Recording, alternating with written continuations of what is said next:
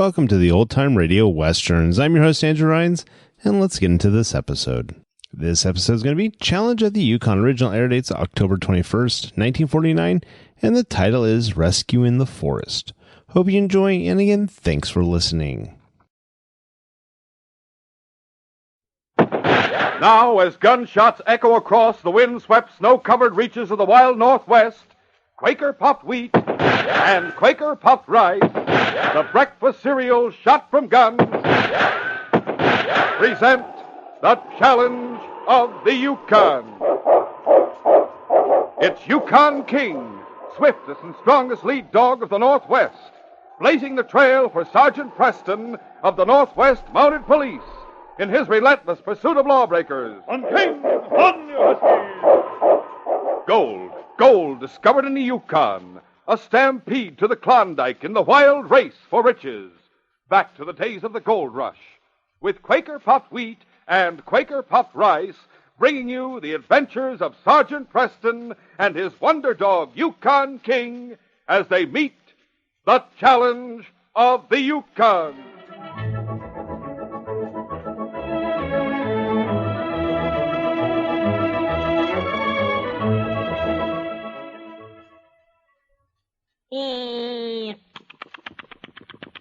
What's up, Doc? Here's what's up. Listen, fellas and girls, hear how you can get 5 all-new, brand-new, pocket-sized Bugs Bunny comic books. And they're yours while our offer lasts for only 15 cents and 1 box top from a package of delicious Quaker puffed wheat or Quaker puffed rice. Wow, Doc, what an offer. Stand by for full details later.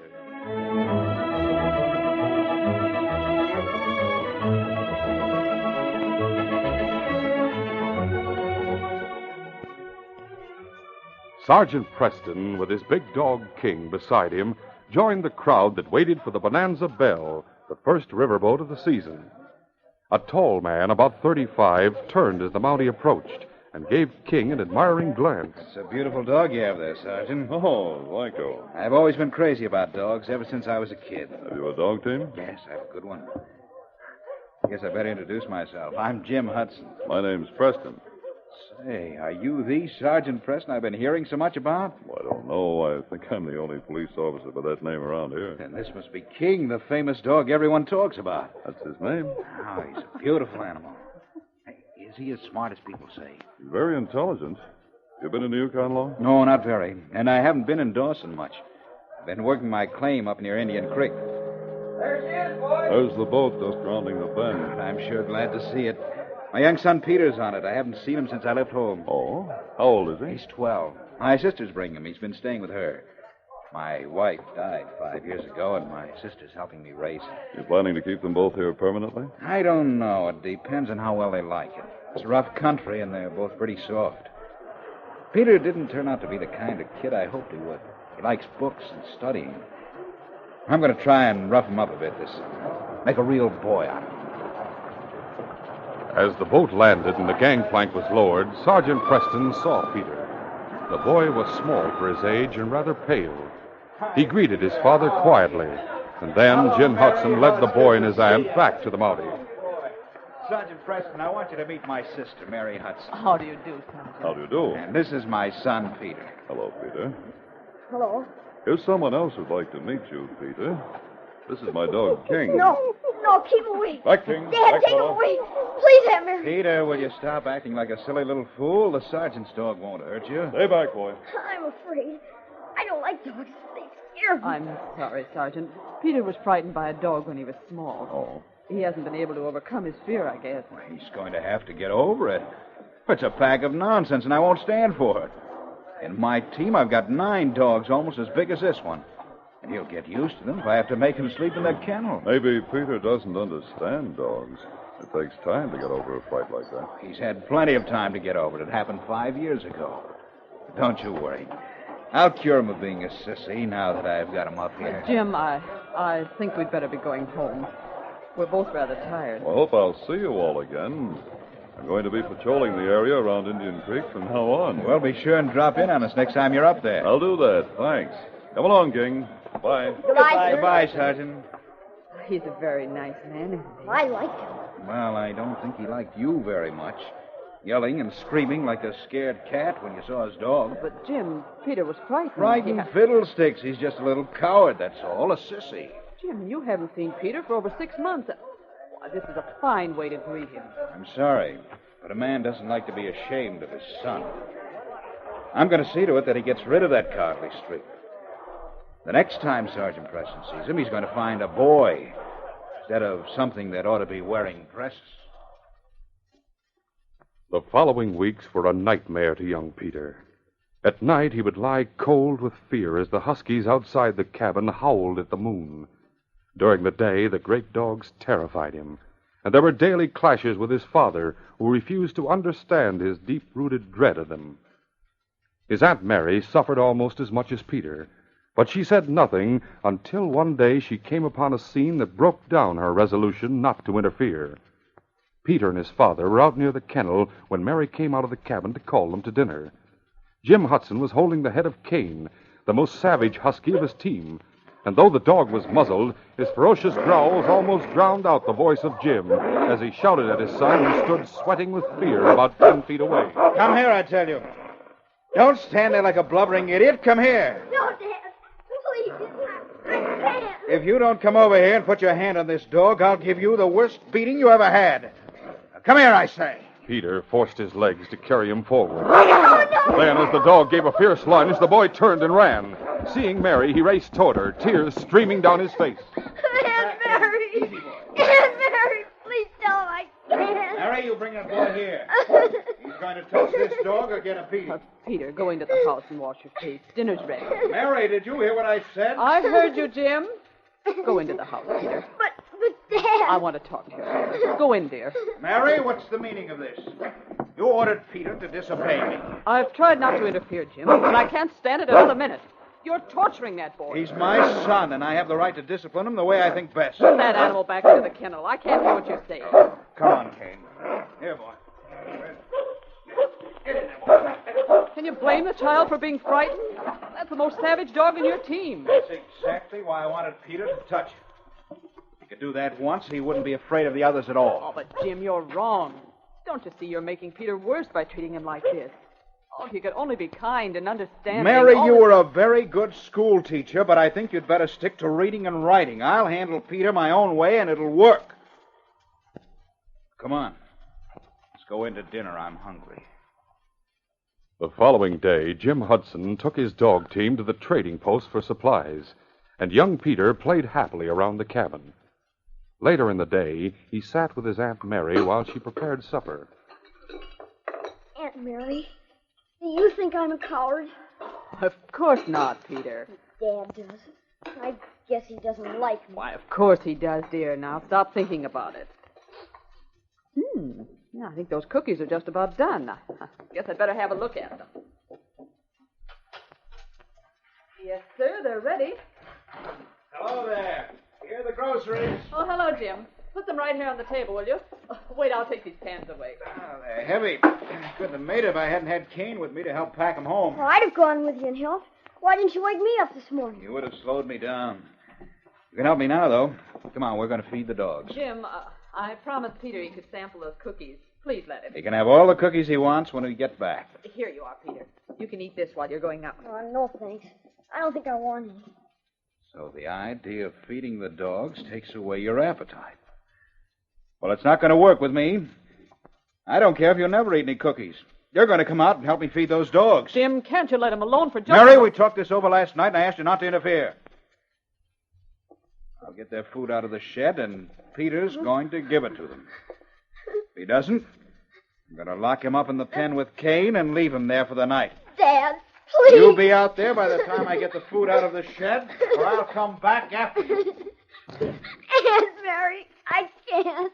I'm afraid. Peter, please try. It's just this once. No. Peter, come back here. Peter! Dear, the rest of the cookies. I'd better get them out. There. Peter! Peter, where are you? He ran off into the woods. Jim, go after him. I certainly shall not. Well, then I'll go. You'll do nothing of the sort. But he may get lost. You don't know what he'll do. He'll come sneaking back in time to eat. Don't worry. He's too yellow to stay out in the woods after it gets dark. You go on and get supper. I'll work this out my own way. Jim, I tell you, you're wrong about Peter. He's my son, Mary, and I'll handle him the way I please. Now go ahead with supper. When that young man comes sneaking back, he's going to find a razor strap waiting. I'll teach him to run away when I give orders. The supper dishes had been washed and put away, and Mary sat mending Peter's sweater while Jim Hudson read a book. Mary's hand shook, and now and then she glanced pleadingly at her brother, who kept his eyes riveted stubbornly on the pages. At last she could bear it no longer. Jim, you must go and find Peter. It's after 9, and it's dark. He's probably on his way home right now. He's waiting until it's dark, hoping I'll be in bed by the time he comes back. But what if he doesn't come back? He may be lost. A good scare will serve him right. He won't be so anxious to run away next time. I'm going to bed. Oh, Jim, no. And don't you try to find him. You won't be able to. You're not used to the woods. You're fool enough to sit up and wait. It's your affair. I'm turning in. For the rest of the night, Mary sat waiting, dozing fitfully in her chair. The following morning, there was no sign of Peter, and Jim Hudson ate his breakfast in a sullen silence and left for his claim. When he returned at noon for dinner, Mary was crying. I tried to find him. I looked everywhere. Oh, something's happened to Peter, Jim. Hey, the weather's mild. He's probably just too yellow to come home. You're just as frightened as I am, but you won't admit it. Why are you acting like a stubborn child yourself? He's your only son, Jim. You must do something. I'll go and look for him. But if I find him, I'm not going to be easy on him. I'll wait here in case he comes back while you're gone. Oh, Jim, I'm so worried. We'll continue our story in just a moment.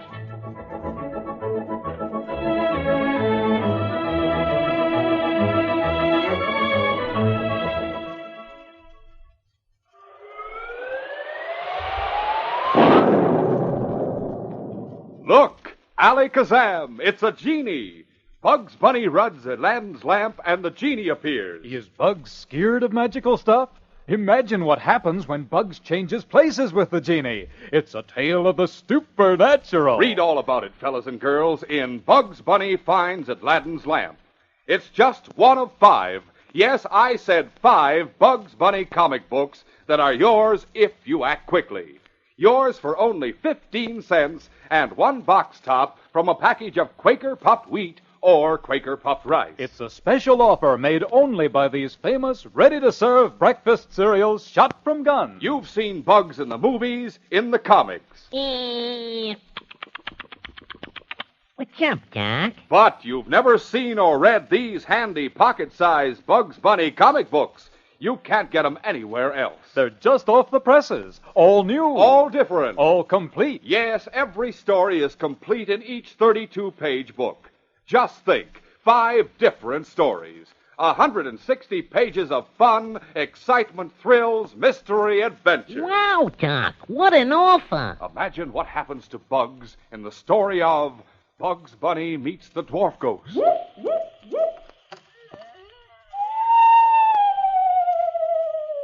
And there's more excitement, more thrills in store for you when you read Bugs Bunny Joins the Marines, Bugs Bunny Lion Tamer, Bugs Bunny Fights the Man from Mars, Bugs Bunny Lost in the Frozen North, and plenty more. Yes, we'll send you a set of 5 different books, and we'll let you know how easy it is to get 10 more Bugs Bunny comic books. They're all new, all different, so be first in your gang to get a set. It's easy. Here's all you do. Just go to your grocer, buy a package of Quaker puffed rice or Quaker puffed wheat. Then cut off the top of the package, write your name and address on it, and send it along with 15 cents, only 15 cents, to Bugs Bunny, Chicago 77, Illinois. Don't wait. Do it now while supplies last. We'll send your complete set of 5 Bugs Bunny comic books at once. Send only 15 cents, your name and address, and 1 box top from a package of Quaker puffed wheat or Quaker puffed rice. Then mail to Bugs Bunny, Chicago 77, Illinois. Now listen carefully while I repeat that address. It's Bugs Bunny, Chicago 77, Illinois.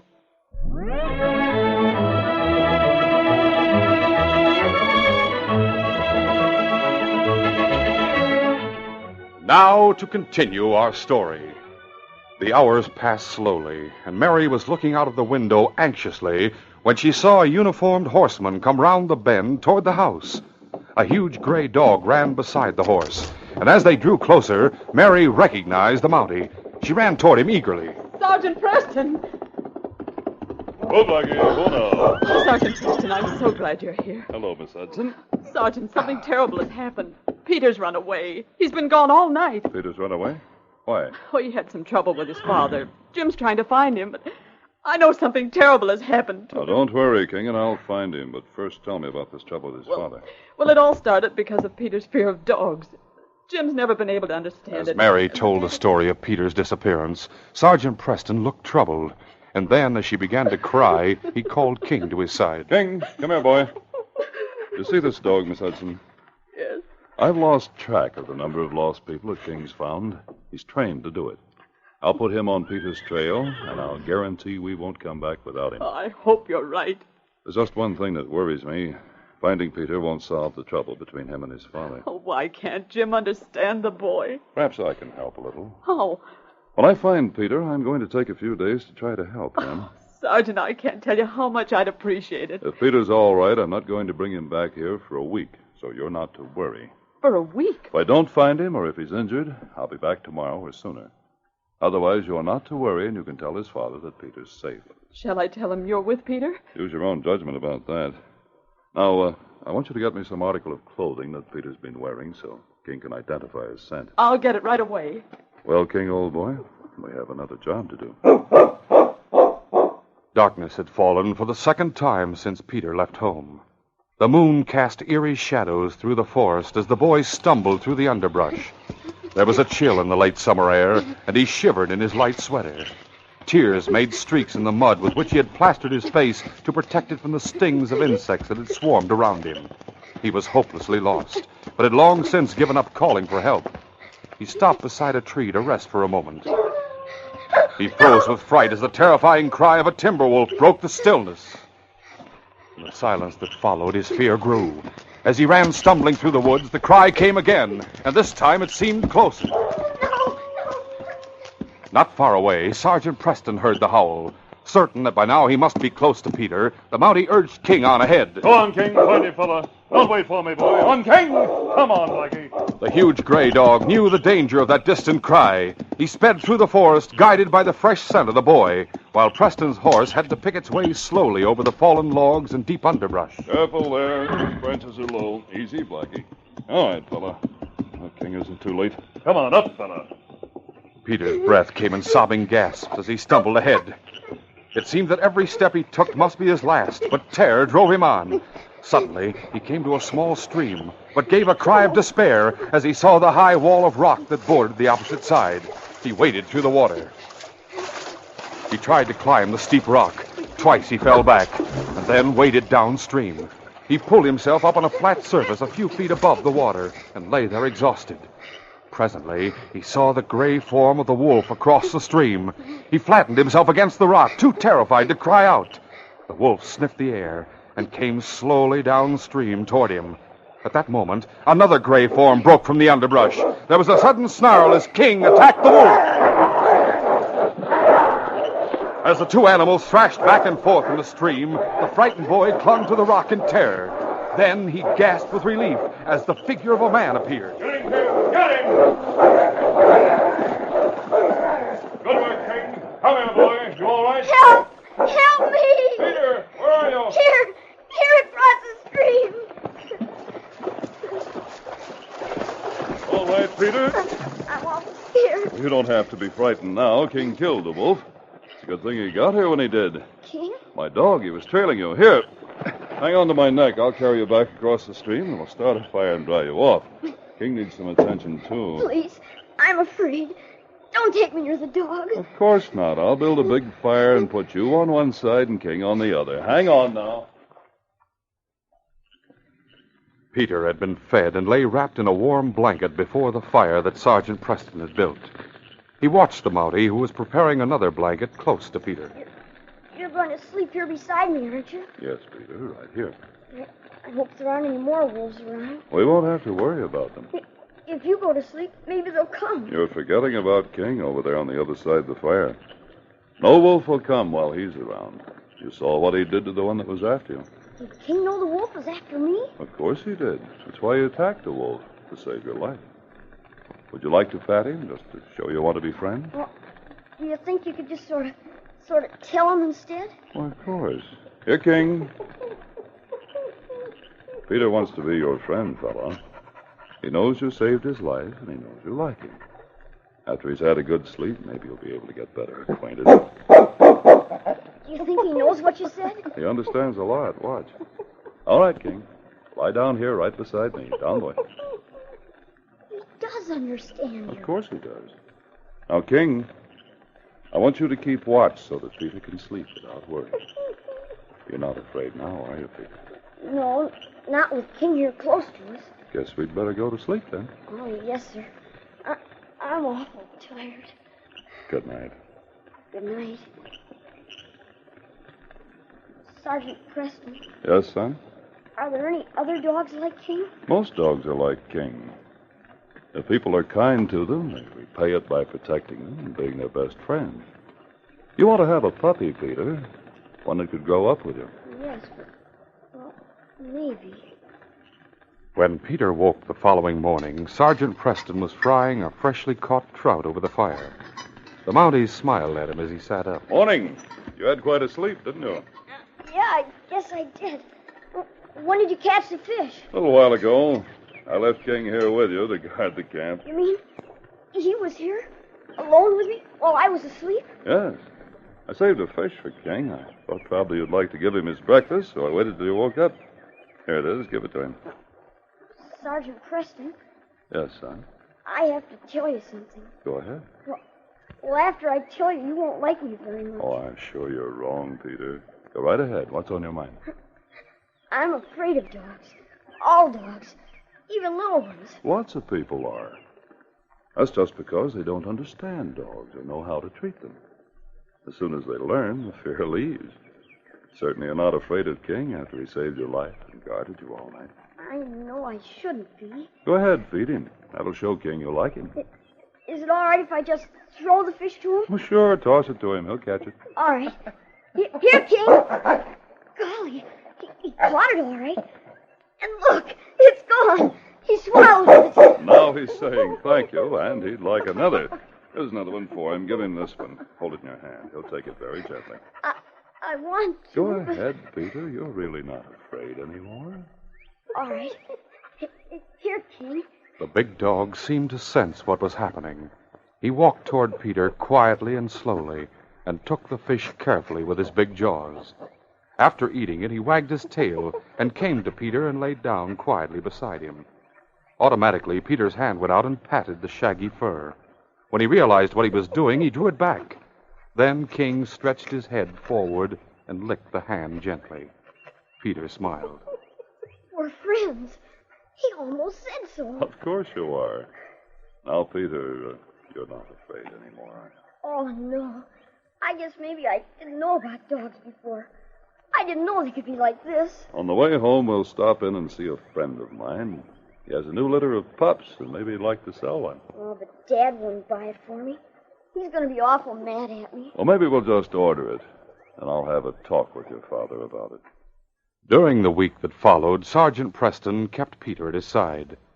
King played an important part in driving out all fear of dogs, and Sergeant Preston taught him that in dogs, as in people, there were both good and bad. At the end of that week, Jim Hudson paced the floor of his cabin angrily as Peter's Aunt Mary sat placidly mending beside the window. If Sergeant Preston thinks that keeping Peter away from me for a week is going to save that kid from a whipping, he's mistaken. I have that strap waiting. He'll never run away again. It was all your fault, Jim. You had no right to threaten him like that. I will lock him up with the dogs. I didn't mean it before, but this time I'll do it. Oh, here they come now. And there's Peter. Sergeant Preston is lifting him down from his horse. Where's that strap? Peter's going to get a welcome he doesn't expect. Dad, I'm home. You come here, young man. I'll show you whether you can... Hey, that dog. Guess you'd better not try to whip Peter just now, Mr. Hudson. You see, he and King are friends, and King wouldn't like it. Peter, you touching him. You've got your hand on his collar. I'm holding him, Dad, so he'll know that I don't want him to bite you. I can't believe it. He's touching that dog. He isn't afraid anymore. Mr. Hudson, your son's no coward. He just didn't understand dogs, and you didn't help him by forcing him, instead of taking the time and patience to explain. A week with King and me has changed all that. I don't know how you did this, Sergeant. Will you shake hands with me if I tell you I'm ashamed of the way I acted? I really love my son very much, but I was anxious to make a he-man out of him. Guess I just didn't know how to do it. From now on, I'll do it your way. Well, I must tell you, Peter and I stopped to see a friend of mine who has a nice litter of pups. There was one Peter liked very much. He can have all the pups he wants. Good. Incidentally, we ordered it. What? I guess I didn't have much to say about it. And I never thought I'd see the day when my son protected me from a dog. King and Peter certainly turned the tables. You looked quite scared for a minute. Frankly, I was. But come inside. You and King must stay for supper. Why, thanks, Hudson, but we can't stay. King and I have to go. Oh, wait just a minute. I want Mary to see Peter and that dog. Mary! Mary, come out here. Oh, Peter. Hello, Aunt Mary. Oh, thank goodness you're safe. You... Look at him, Mary. Look at my boy and that dog. I declare they're pals. You're not going to whip Peter? I should say not. Son, I've got a job cut out for myself. I've got to make this a home you'll like. Oh, golly, Dad. Peter, when you get your own dog, do you suppose I could, sort of help you train him? Oh, Dad, would you? Would I? You bet I would. We'll get lots of dogs. We'll go partners on them. We won't whip him. No, sirree. There'll be no more whipping in this house. Well, King? Oh, Sergeant Preston, I'm so grateful. That goes for me, too. We must be going now. Golly, King. Goodbye, Phil. He's shaking hands. He's saying goodbye. And look at him. He seems to be smiling. I guess he's pleased with the way this case is closed.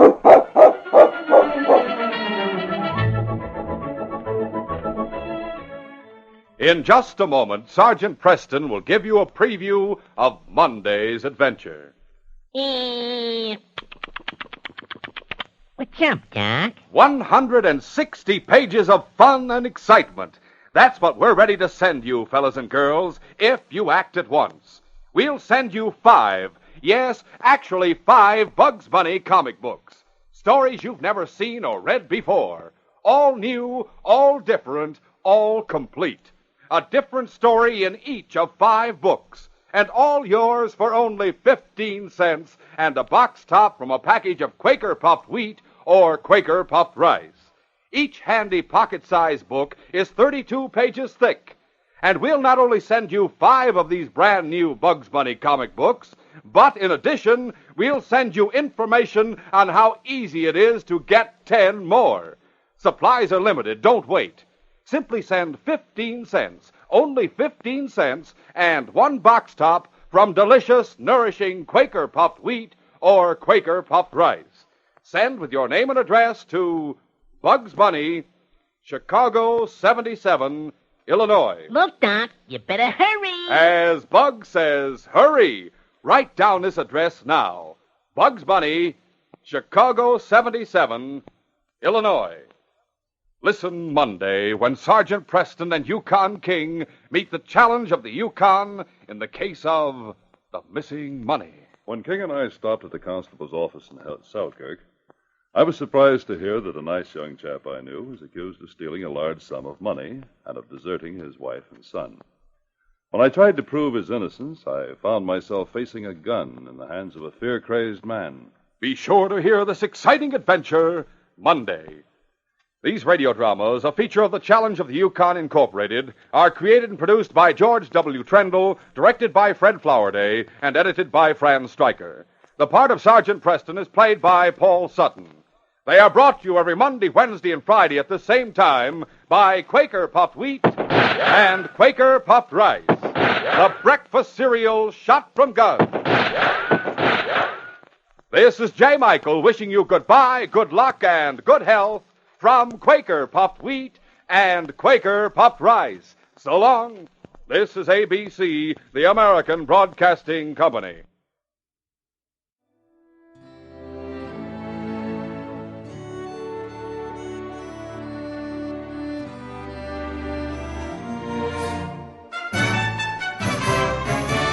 This has been a presentation of OTRWesterns.com, and we hope you enjoyed. Please take some time to like and rate our shows in your favorite podcast application. Follow us on Facebook by going to OTRWesterns.com/Facebook. Join in the conversation by going to OTRWesterns.com/Discord. And don't forget to send us an email, podcast@OTRWesterns.com. This episode is copyright under the Attribution Non-Commercial Share Alike copyright. For more information, go to OTRWesterns.com/copyright. Have a great day, and again, thanks for listening.